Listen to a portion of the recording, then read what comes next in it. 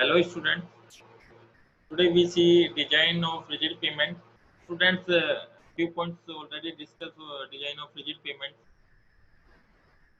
In the designing of rigid payment, we study various type of parameters, design parameters, and also see which type of stress develop on the rigid payments. Broadly, we study about the two type of stress develop on rigid payments. First is wheel load stress. Second is temperature stress.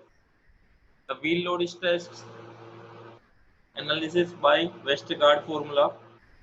So, if we analysis of stress at interior corner and at the edge of the payment, the stress will be different. You see the stress at corner and at the edge and at the interior will be different. That will be analysis by the Westergaard formulas, right?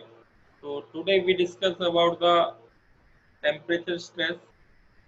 So let's start with the temperature stress. First is the working stress and second is the frictional stress.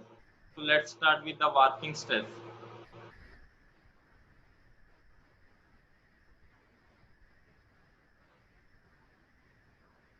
You can see here working stress analysis by the Bradbury analysis. So we find the stress at interior. So you can use this formula E alpha T by 2 x plus mu Cy 1 minus Cx plus mu Cy 1 minus mu square.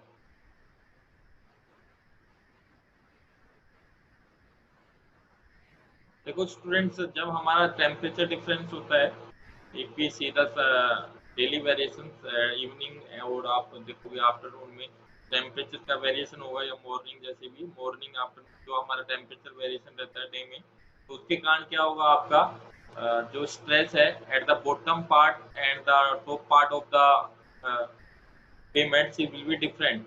So different forces act on the bottom portion and also above portion. So due to these forces, we here is the developed working stress, right?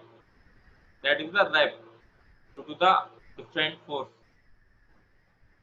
So our payment will be work. So that will be found by this formula. There is a this is the formula used for the interior. So here we that is the alpha. Alpha क्या आपका coefficient of thermal expansion और आपका mu क्या है यहाँ पे Poisson ratio. तो Poisson ratio आपका कंक्रीट का यूज होगा, जितना आपको पॉइजन रेशियो कंक्रीट के लिए यूज करते हैं that will B use. Alpha is coefficient of thermal expansion कितना है, Cx and Cy coefficient based on Lx by L and Ly by L, right. Lx क्या है यहाँ पे आपका स्पेसिंग बिटवीन ट्रांसवर्स जॉइंट. आप यहाँ पे देख सकते हैं ये हमारे पेमेंट्स है. पेमेंट्स में हम जॉइंट प्रोवाइड करते हैं, लॉन्गिट्यूडनल जॉइंट भी प्रोवाइड करते हैं और ट्रांसफर जॉइंट भी प्रोवाइड करते हैं. तो ये हमारा लॉन्गिट्यूडनल जॉइंट हो गया, ये हमारा ट्रांसफर जॉइंट हो गया. तो जो आपका डिस्टेंस है बिटवीन टू ट्रांसफर जॉइंट तो दैट इज द Lx और आपका Ly हो गया लॉन्गिट्यूडनल, आप जो स्पेसिंग बिटवीन लॉन्गिट्यूडनल जॉइंट्स, तो ये आपका Ly हो गया, राइट. तो Lx क्या है यहाँ पे spacing between transfer joint can see here and Ly spacing between longitudinal joints. L क्या है आपका रेडियस ऑफ रिलेटिव स्टिफनेस जो कि हमारा डिजाइन पैरामीटर है. T क्या है temperature difference, right. So using this formula we find the stress at interior. Now we find the stress at the edge, that will be find by this formula Cx E alpha T by 2. Second हमारा Cy E alpha T by 2. इसमें से कौन सा लेना है जो आपका maximum होगा, विच एवर इज मैक्सिमम. दोनों में से कौन सा लेना है जो मैक्सिमम होगा. और आपका स्ट्रेस एट सेंटर पे कैसे फाइंड आउट करोगे, या सॉरी कॉर्नर पे, तो that is the E alpha T और यहाँ पे आपका 3 1 माइनस म्यू ब्रैकेट, ये आपका under root A by L. ये आपका क्या, आपका वही है कॉन्टेक्ट रेडियस, ठीक है। कॉन्टेक्ट रेडियस आपका ए है और एल आपका वही है जो हमने अब फॉर्मूले में यूज किया, radius of relative stiffness, L वही है आपका यहाँ पे, राइट। और म्यू आपका क्या हो गया, पॉइजन रेशियो हो गया। तो अल्फा टी सेम पैरामीटर्स हैं। तो by these formula we easily find the warping stress at the corner, at the edge and at the interior। Interior आपका यहाँ पे होगा स्टूडेंट्स, यहाँ पे कितनी स्ट्रेस आ रही है, कॉर्नर ये हो गया आपका, राइट। ये एज पे कितना स्ट्रेस है आपका, इस फॉर्मूले का यूज करके हम इजीली फाइंड आउट कर सकते हैं। Now we see the frictional stress in summer season due to temperature rise, pavement will expand, the subgrade will offer compressive stress,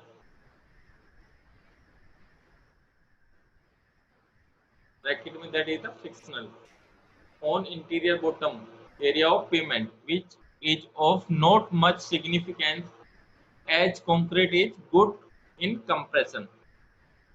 तो students in temperature rise, summer season की बात कर रहे हैं, क्योंकि फ्रिक्शनल स्ट्रेस क्या होता है आपका, सीजनली स्ट्रेस होती है, और आपका जो वार्पिंग स्ट्रेस है that will be the daily stress, जो डेली वेरिएशन होता है टेम्परेचर में, उसके कारण जो स्ट्रेस डेवलप होगी that is the warping stress.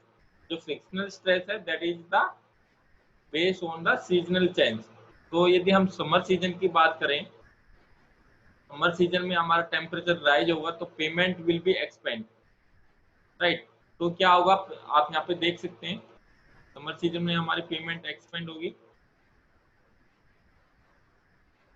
But क्या है, हमारा जो नीचे सब ग्रेड वाला पोर्शन है वो उसको एक्सपेंड होने से रोकेगा, राइट। तो ऐसी कंडीशन में जब हमारा एक पार्ट आपका क्या जा रहा है, बीम का जो बिलो पार्ट है, आपका जो स्लैब का बिलो पार्ट है वो आपका एक्सपेंड हो रहा है, और जो सब ग्रेड उसको एक्सपेंड होने से रोक रही है, तो आपका जो स्लैब है वो आपकी कंप्रेशन में रहेगी, राइट।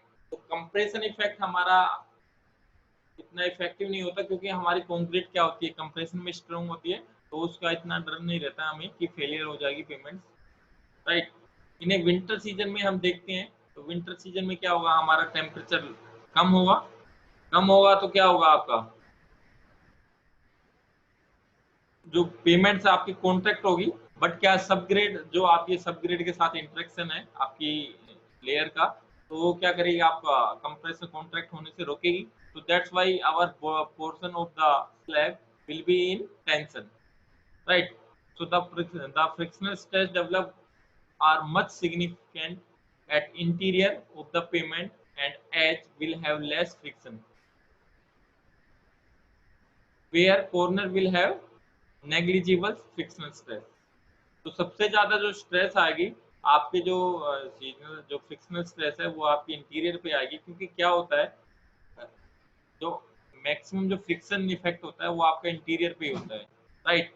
और जो एज पे है आपका, एच पे उससे कम आएगी बट कम आएगी, और आपका जो आपके जो कॉर्नर है उस पे आपका नेग्लिजिबल इफेक्ट आएगा।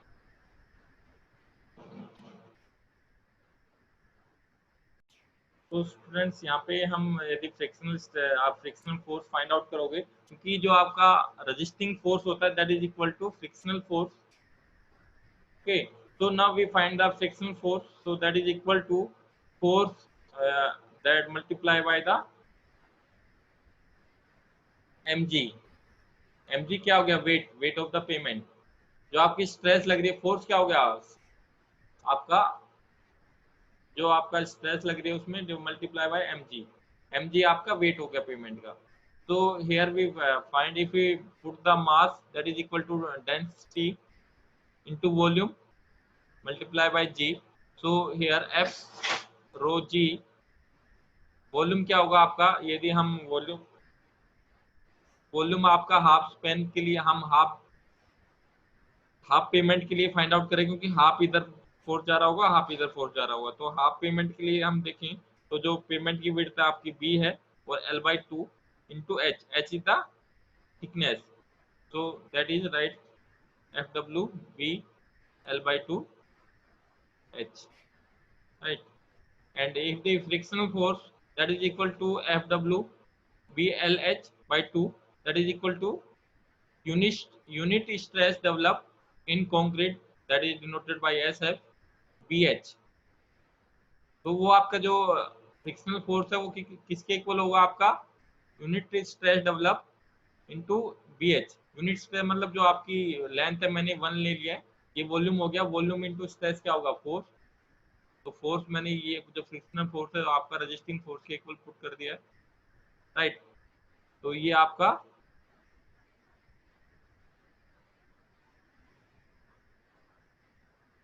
देख सकते हो यहाँ पे तो स्ट्रेस, जो आपकी स्ट्रेस आएगी, स्ट्रेस पर unit develop in the concrete, that is equal to SF FWL by 2। तो यहाँ से हमने unit stress develop in concrete find out कर लिया in kg, FWL in centimetre divide by 2। kg metre square में यदि हम metre,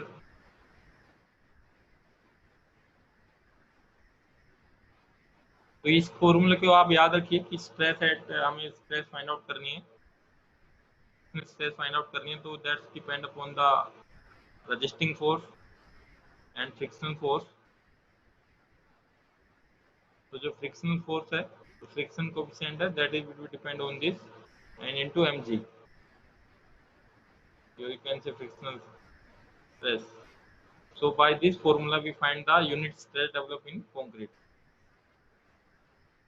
Now we see the nature of stress. Nature मतलब आपका कहाँ पे आपका कंप्रेशन रहेगा, कहाँ पे आपका टेंशन रहेगा। यदि हम लोड स्ट्रेसेस की बात करें, लोड स्ट्रेस मतलब आपके जो व्हील लोड आ रहा है तो उसके कारण क्या स्ट्रेस आ रही है हमारी टॉप पे और बॉटम पे, क्या नेचर ऑफ स्ट्रेस है। तो हम सबसे पहले लोड ऑफ स्ट्रेसेस की बात करेंगे। तो यहाँ पे जैसे इंटीरियर की बात करें तो इंटीरियर पे व्हील लोड के कारण जो टॉप पे आपका क्या रहेगा, कंप्रेशन, जो बॉटम पे रहेगा टेंशन। और जो आपका एज पे देखें तो एज पे आपका टॉप पे क्या है, कंप्रेशन, बॉटम पे क्या है, टेंशन, राइट। और कॉर्नर की बात करें तो कॉर्नर आपका टॉप पे क्या है, टेंशन, और बॉटम पे क्या है, compression, right. If we see the warping stress nature, तो during the day time, at the top it will be tense, it will be compression, and the bottom it will be tension, right. And during the night time at the top it will be tension and bottom it will be compression, right. So here you can see top surface expands due to increase in temperature, the weight of the pavement try to bring it back, thus compression at top and tension at bottom is developed, warping down, right. तो ये आपका किस कारण होता है, जब आपका temperature expand होगा तो जो बिलो वाला पोर्शन है, तो टॉप वाला पोर्शन आपका क्या एक्सपेंड होगा,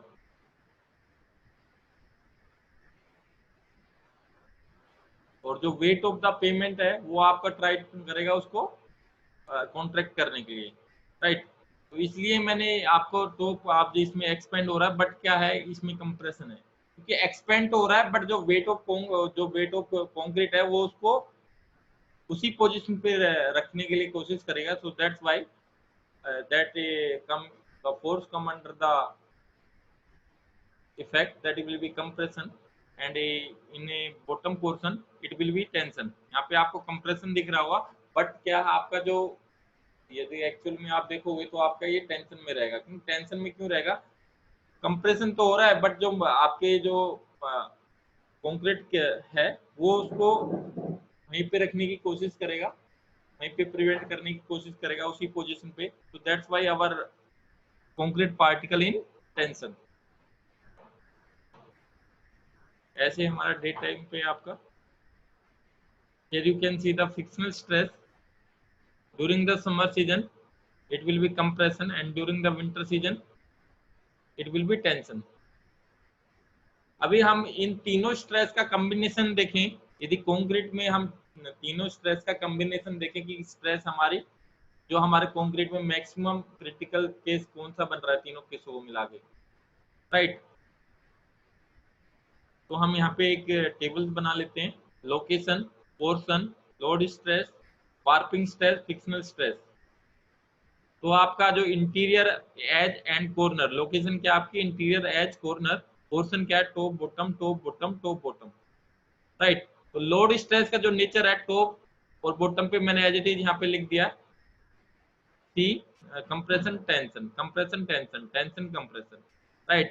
In case of warping stress at the daytime will be other nature and the night time will be other nature. So here at the daytime top portion is compression and bottom portion is tension. H पे क्या है, top portion compression, tension, compression, tension, right. Night में हमारा tension हो जाता है interior पे, top पे और bottom पे compression. Tension, compression, tension, compression. Here you see the frictional stress at the summer and winter. तो समर में आपकी कंप्रेशन रहेगा, ठीक है, और विंटर पे आप टोटली टेंशन रहेगा। तो अभी यहाँ पे अभी हम यदि क्रिटिकल कॉम्बिनेशन देखें कि क्रिटिकल कॉम्बिनेशन किस केस में बन रहा है, तीनों को मिला के किस बॉटम पे बन रहा है, टॉप पे बन रहा है और या डे नाइट में कब बन रहा है। तो यहाँ पे देखते हैं, मैंने यहाँ पे लिखा हुआ है in interior during the day time, interior during the daytime in winter season at bottom। क्या आपका इंटीरियर पे डे टाइम पे, डे टाइम लोड तो है, ठीक है, आपका बॉटम पे देख रहे हैं तो बॉटम पे आपका लोड के कारण भी क्या आ रहा है, टेंशन आ रहा है। और वार्पिंग स्ट्रेस देखें तो डे में हमारा टेंशन आ रहा है बॉटम पे, राइट। नाइट में तो बॉटम पे क्या आ रहा है, कंप्रेशन आ रहा है। फ्रिक्शनल स्ट्रेस की बात करें तो बॉटम पे क्या है, समर में कंप्रेशन है और स्ट्रेस विंटर में देखें तो टेंशन है। तो जो मैक्सिमम टेंशन कब आ रहा है, इस वाली ले नीचे देखें बॉटम पे मैक्सिमम टेंशन आ रहा है विंटर में, डे में और यहाँ पे। तो तीन टेंशन आ रहे हैं। तो जो आपका क्रिटिकल केस कौन सा है हमारा, this one, bottom portion, interior का बॉटम पोर्शन, राइट। क्योंकि हमारा क्या होता है, हमें सबसे ज्यादा टेंशन कहाँ आ रही है वही देखना होता है रोस्ट कॉम्बिनेशन में, क्योंकि हमारा जो कंक्रीट है वो कंप्रेशन में वीक होता है। Due to this we find the maximum tension where will be occurs। If we see the at the edge, at the edge में क्या आ रहा है आपका, बॉटम पे ही आ रहा है, बॉटम पे ही आ रहा है, राइट। टी टी टी, ये भी विंटर में है, ये भी डे में आ रहा है आपका, ये आ रहा है। बट कॉर्नर में आपका क्या है, during the night time top पे है, at the top night time और विंटर में। तो आपका जो क्रिटिकल कॉम्बिनेशन आप इंटीरियर के लिए देखोगे तो बॉटम है और एज के लिए देखोगे तो आपका बॉटम है और कॉर्नर के लिए टॉप है। टाइमिंग क्या है आपका, जो वार्पिंग स्ट्रेस के लिए देखें तो इंटीरियर में आपका क्या है, डे में आ रहा है और एज पे भी डे पे है और फ्रिक्शनल स्ट्रेस में विंटर में आप देख रहे हैं, विंटर सीजन के लिए, राइट। कॉर्नर में देखें तो आपका क्या है, नाइट में, हमारा नाइट में आ रहा है टेंशन और विंटर में टेंशन आ रहा है। तो ये वो रोस्ट कॉम्बिनेशन हमारा मैंने तीनों लिख दिए हैं, in interior, at the edge, at the corner. So from this table you can see, students ये आपका पूछ लिया जाता है कि थ्योरी में भी आ जाता है question, write down the roast combination for all cases interior for the different location, right. तो आपको ये टेबल बना के हम लिख सकते हैं। उसके लिए हमें सबसे पहले जो लोड स्ट्रेस है और वार्पिंग स्ट्रेस और टेम्परेचर जो आपका सीजनल स्ट्रेस है, उसके लिए हमें नेचर ऑफ स्ट्रेस पता होना चाहिए कि नेचर ऑफ स्ट्रेस कहाँ पे क्या है। उसके लिए मैंने ये बता दिया, इसको देखिए आप। उस क्वेश्चन आपका इससे आपका कंपटीशन एग्जाम में भी आता है, आपको बोल दिया जाता है कि ये टेबल रोस्ट कॉम्बिनेशन बताइए कहाँ पे क्या होगा। तो स्टूडेंट्स इसके ऊपर जो क्वेश्चंस है हम नेक्स्ट लेक्चर में लगाएंगे। तो उससे पहले आप एक बार इसको देखिए, पूरी स्लाइड को एक बार फिर से देखिए और समझिए इसको। मैं इंपॉर्टेंट पॉइंट्स फिर से बता देता हूँ। हम यहाँ पे टेम्परेचर स्ट्रेसेस के बारे में बात कर रहे हैं। Temperature stress broadly two major parts में डिवाइड की जाती है, that is the warping stress and seasonal stress. Warping stress based on the daily variation of temperature, so that will be found by this formula: stress at interior and stress at edge and stress at corner. Next type of stress is frictional stress. Frictional stress due to the seasonal variation of temperature. So if we see in winter and the summer, so nature of stress will be different at the top and bottom. Here we see the find the unit stress developed in concrete. That formula is used FWL. W क्या है? Wait है आपका, right? W क्या है यहाँ पे? Wait. रोजी मैंने यूनिट वेट कर दिया है. रोजी that is the unit weight of concrete. Concrete का यूनिट वेट है. एल आपकी लेंथ हो गई और एफ हो गया फ्रिक्शन. कितना भी आपका फ्रिक्शन लग रहा है उसमें. तो ये 2 × 10⁴ किलोग्राम पर मीटर. तो नेचर ऑफ स्ट्रेसेस देखें तो लोड स्ट्रेसेस का अलग नेचर होता है इंटीरियर, एज और कॉर्नर पे. जैसे कि मैंने दिखाया, टॉप पे आपका कंप्रेशन है, बॉटम पे आपका टेंशन है. इसमें आप देख सकते हो टॉप पे आपका कंप्रेशन, बॉटम पे आपका टेंशन है. इस पे भी आपका टेंशन, बॉटम पे compression. Same as it is warping stress में भी अलग अलग नेचर का होता है. डे टाइम पे अलग होता है और नाइट टाइम पे अलग होता है, राइट? स्टूडेंट्स, ये आपको मैंने फिर से बता देता हूँ, ये कंप्रेशन में इसलिए है क्योंकि in the due to the load stress आपका क्या है, ये आपका कंप्रेशन पे आएगा. मैक्सिमम कंप्रेशन रहेगा between 2 layer of the pavements and the load. ये आपका मैक्सिमम कंप्रेशन में रहेगा. वार्पिंग स्ट्रेस का देखिए, ये जो कंप्रेशन मैंने क्यों लिखा हुआ, क्योंकि ये पार्ट एक्सपेंड हो रहा है, बट क्या है, ये मैंने दिखा रखा है कि एक्सपेंड हो रहा है due to the temperature. But आपकी जो कंक्रीट है, कंक्रीट उसको एक्सपेंड नहीं होने देगी due to this. That will be that part is top part is compression and bottom आपका क्या है, कंप्रेशन में दिख रहा होगा, बट क्या है एक्चुअली में टेंशन में है. टेंशन में क्यों है? क्योंकि ड्यू टू द टेम्परेचर ये आपका क्या होगा, आपका क्या होगा, आपका कंप्रेशन होने की कोशिश करेगा, बट जो कंक्रीट पार्टिकल्स है उसको की पोजीशन पे रखेंगे. So that's why it will be tension, right? Same as it is इसके लिए. फ्रिक्शनल स्ट्रेस के लिए भी यही रूल फॉलो होता है. यहाँ पे सबग्रेड के साथ अपोजिट रिएक्शन लगेगी.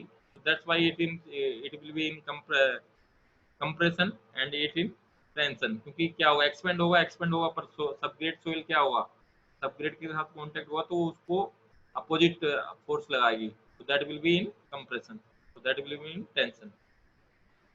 यहाँ पे मैंने कॉम्बिनेशन ऑफ स्ट्रेस देखा interior, edge, corner due to the load, warping and friction stress के लिए. जो रोस्ट कॉम्बिनेशन है मैंने यहाँ पे लिख दिया है, worst combination at interior, edge and corner, right? Okay bye students, next lecture में मिलते हैं. Take care.